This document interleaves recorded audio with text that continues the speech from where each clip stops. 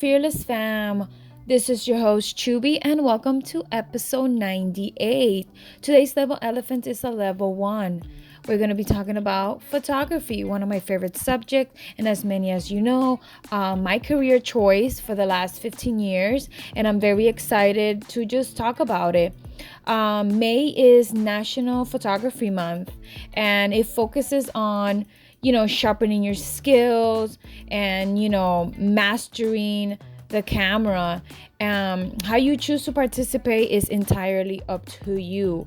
While the tools used in photography have changed since its inception some 170 years ago, the fascination it generates has not stopped. In fact, the more tools advance, the more we seem to cherish and quality photography. I personally love black and white, and I love developing it myself, going to the dark room and getting all the tools ready, the chemicals and all of that, and seeing the photography come to life. That's what I love, seeing it and having to actually try to edit the photo yourself. That is one quality that I loved, and that is actually how I learned photography. That was one of my first things that I learned how to develop it myself. I love the dark room. It was something that is undescribable feeling. But then I knew that because of the times, I had to change to digital because all the things that we needed to use to develop was getting expensive. The liquids, the tools to hold the paper itself was getting too expensive, and not many people was actually buying it. So I decided to slowly transition to digital, and I had to learn that also. It was a new discovery for me because I am not tech savvy, as many as you know in the show. I am not tech savvy at all, and it was something that I had to learn, something that took me time. Yeah, I will forget the settings, and I will forget how to do it, what to do, like where it was, because again, it was more intricate. I had to go to the actual settings in a digital form and look for it. But that was the fascination as well, at least for me, and learning the aperture. But all that was fascinating to me, to learn all the settings and how to take a photo, and then obviously learning the skills on how to do it. Eventually you come up with your own style of shooting, and not everybody's gonna shoot the same. And guess what, that is awesome, because I always say there's room for everyone in the world. Out of the 7.8 billion people, not everyone is gonna shoot the same. And I love some other people's photography more than my own sometimes. And you also have to remember that not everybody's going to like your style, and not everyone's going to like how you shoot. But guess what? That's not the point of that. As long as you like it, there's an audience for it. Especially if you're in the business of wanting to sell your photography, in the business of wanting to promote it, or, have it hung anywhere, wherever your desires are. And there is room for everyone. And as long as we remember that, we all could thrive together.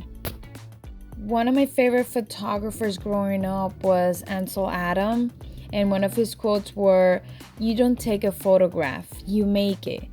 Hence the, not the digital aspect of, digital as well, because you could make the photograph after you take it, but having that analog and making it that way and having to go develop it yourself was what got me intrigued and made me realize, wait, I could do this for a living. I could do this. And it's the one thing in my entire life that I have not been bored of, because there's so many ways to create a photograph, so many things you could use. And again, as I mentioned earlier, the times have changed and things have evolved, and we're able to use all that. And that is also fascinating and incredible. If you're listening to this episode, who are your favorite photographers from then and now? Like, share with me in the comments below and let me know so I could see them as well. Maybe I've never heard of them. And I like this because then we could learn from each other and actually find other people that are not quote unquote famous, well known all over the world or anywhere, and actually, I don't know, maybe buy their stuff, because you never know, maybe you want one of their pieces in your home. But yeah, growing up, one of my favorite magazines to read was actually the National Geographics, because their photography and the photographers that shoot them, like, it was amazingly beautiful, and I loved every single issue that came out. Wild photography is crazy. I will not be able to do that myself, being in the wild, or street photography or things like that, and actually not putting yourself at risk per se, but actually having to be in that environment. And but it's something that is fascinating, that I love to see someone else do, because to me that's courage. And yeah, like, being there, it's just crazy being in the middle of all of that, and not being afraid that an animal is gonna trample you over. Listen, that's their position and not mine, but I love what they do. And digital photography has taken everyone's visual to another level that everybody's able to participate in as well. Obviously nowadays people use their phones to take photos, but if it's an actual, like, photograph of a studio photo shoot or something like that, people obviously use their cameras, their professional cameras, to do this work, especially if it's considered your passion, your job, something that you live off of. And I'm not gonna hate on the people that take photos with their phones. Obviously the phones had advanced so much as well that you might not even know that it was taken with a camera phone. But hey, if it works, it works, right? I'm old school, so I take photos with my camera, and all my photo shoots are done with my camera, and I'm gonna keep it that way. I never used to do indoor studio photo shoots because I didn't like it. I like natural lighting.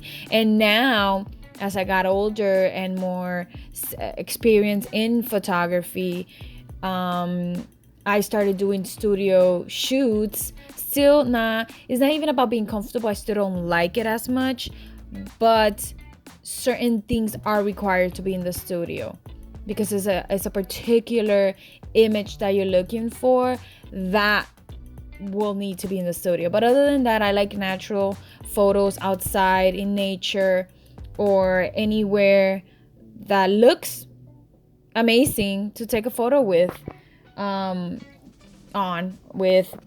Same difference at this point. But yeah, I do have some quotes for you all, and I'm gonna incorporate some Chubby's book corner, because there's a lot of books that I love on photography that I will love for you all to also go read. And if you're a photographer, share with you your favorite books, or any quotes you also love. And we could start with the quotes, and one of them is, what I like about photograph is that they capture a moment that's gone forever, impossible to reproduce, unknown. The next one is, photography has nothing to do with cameras, Lucas Gentry. The camera is basically a license to explore, Jerry Lumen. A good photograph is known where to stand, Ansel Adams. Trust me, I could keep reading quotes and quotes and quotes about photographs, and it would just be endless, because photography truly is an adventure. And when you go back to your photographs and you see all the things you've done, all the things you've seen, sometimes it's unbelievable how beautiful nature can be on its own, how people in their element can be, how animals in their element can look. And that's one thing that we tend to miss, because we are missing the moment by either being on our phones or just not paying attention. Looking at everything that is not there is the most beautiful thing about photography. And I think that's why doing photography, taking photography, however you want to call it, is a passion of mine, because there's certain things there, like the colors, like the expression of a certain thing, that's beautiful to me. And I'm gonna share some books on photography that I find interesting, that I find educational and just simply beautiful. One of the first book is Understanding Exposure, 3rd edition, How to Shoot Great Photographs with Any Camera by Brian Peterson.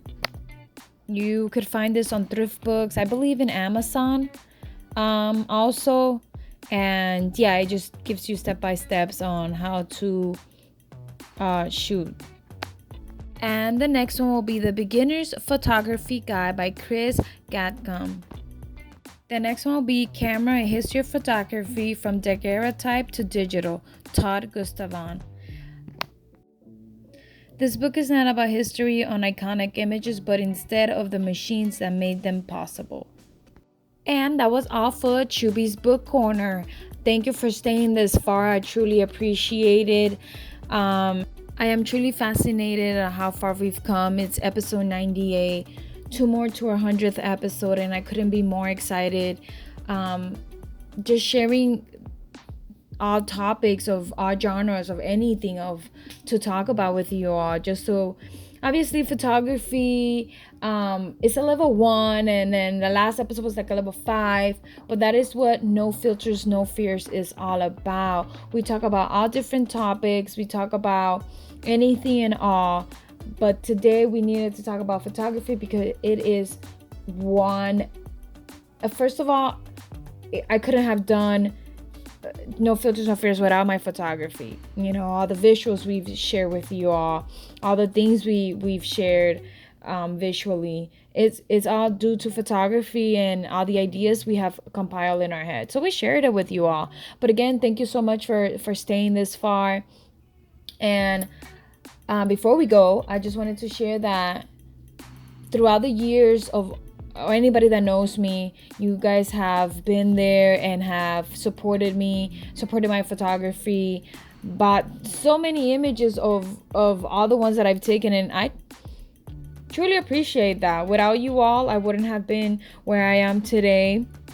Sometimes I do take sabbaticals, here and there, and do not do much on it, and when I do, and that is the beauty on having control over when I do and how I do it. And if I don't want to do it, that is fine, and if I want to do it, that is totally okay, and I have the liberty to do that. And that is the beauty of photography as well. If you're depending on it or not dependent on it, that is also beautiful.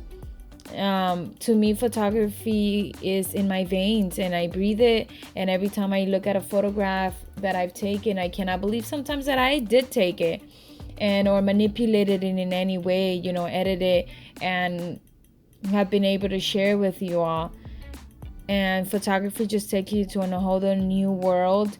And the fact that other people can relate to my photography and they're like, I want that piece in my house, that is a big thing.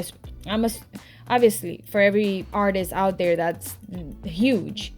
And I just want to say thank you to all. Thank you to all my friends, all the people that I have met through my photography, all the bands that I have shot through my whole entire 15 year span of photography, and to all the teachers that have taught me how to better my skill, and to just anyone that has willing to just sit there and actually look at my stuff.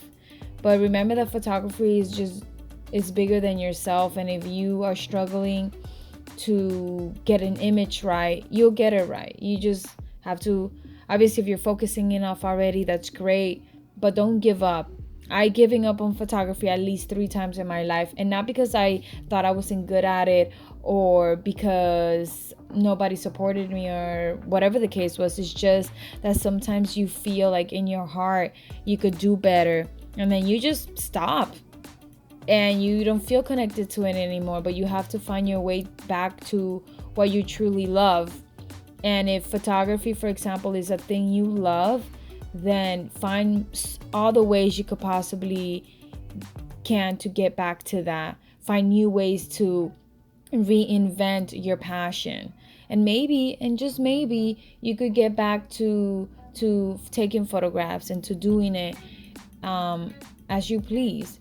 Again, thank you all for staying this far.